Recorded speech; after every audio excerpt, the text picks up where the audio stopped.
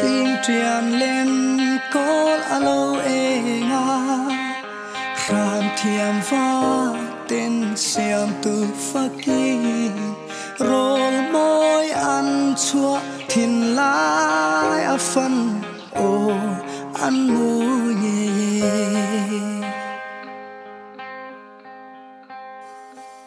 chút tin cây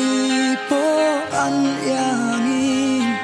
sirva dài môi cả dòng về a van ram chum le vir khi lên tên yêu quý gia an khel căn phát kinh căn trôi môi chê phát na la căn rong la đê căn thấy na rong rong tê hi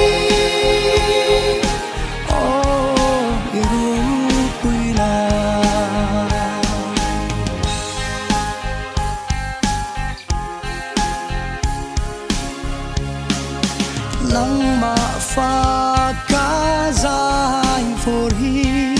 he cá đầm chung rê lâu tê ya cá ninh lô nghe ô isu phật la pa thiên ni căn phát kinh căn trôi môi chê phật na la căn rong la đê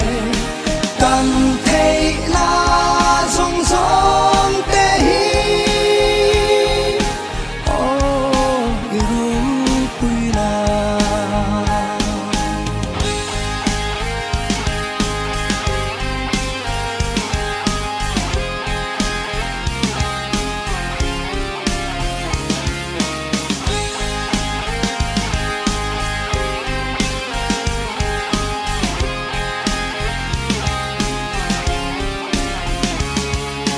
he cả tất xa lệ tha rào hi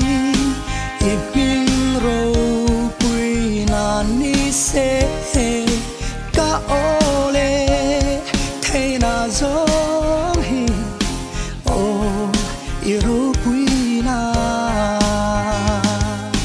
căn phát kinh căn trôi môi chê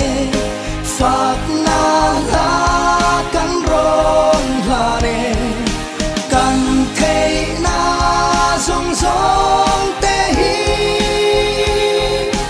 ô yêu quý na căn phát kinh căn trôi môi chê